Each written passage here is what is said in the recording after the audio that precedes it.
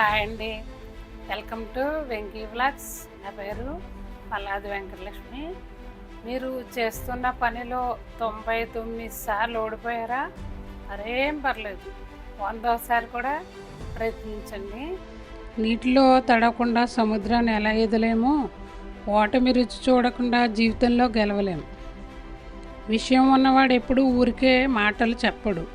సమయం వచ్చినప్పుడు తన పనితనం ఏంటో చేతల్లో చూపిస్తాడు. మరి మీరు మాటలు చెప్పేవారా లేక చేతల్లో చూపించేవారా?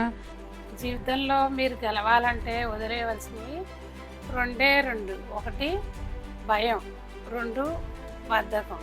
ధైర్యవంతుడికి అసాధ్యం అంటూ లేనే లేదు. ప్రణాళిక మరియు సహనం. మనం ఏ పని చేసినా ఒక స్పష్టమైన ప్రణాళిక ఉండాలి. ప్రణాళిక లేని ప్రయత్నం విజయాన్ని ఆలస్యం చేస్తుంది. అలాగే లక్ష్యాన్ని చేరుకోవడానికి సహనమే సరైన ఆయుధం. నిరంతర ప్రయత్నం. గెలుపు కన్నా ప్రయత్నించడం చాలా ముఖ్యం. మనసు కంటే బుద్ధిని అనుసరించాలి. మనసు తనకు నచ్చిందల్లా కావాలంటుంది, కానీ బుద్ధి అవసరమైన దాన్ని మాత్రమే కోరుకుంటుంది. కాబట్టి కొన్నిసార్లు మనసు చెప్పిన దానికన్నా బుద్ధి చెప్పేది వినడమే ఎంతో మంచిది. మనిషి తప్పు చేయడానికి ప్రధాన కారణం తనపై తనకు నియంత్రణ లేకపోవడమే. Self control. తనను తాను నియంత్రించుకుంటే చాలా వరకు సమస్యలు తలెత్తవు. ఆసక్తి లేనప్పుడు కూడా పనిని ఆపకుండా కష్టపడేవాడే అసలైన విజేత అవుతాడు. అహంకారం మరియు కోపం వద్దు.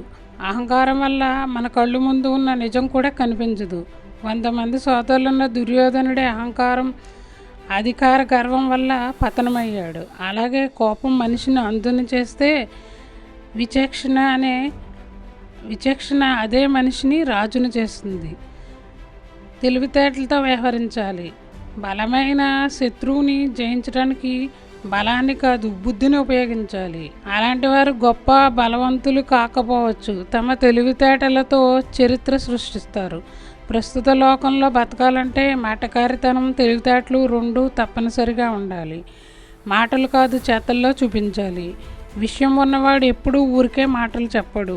సమయం వచ్చినప్పుడు తన పనితనమేంటో చేతల్లో చూపిస్తాడు.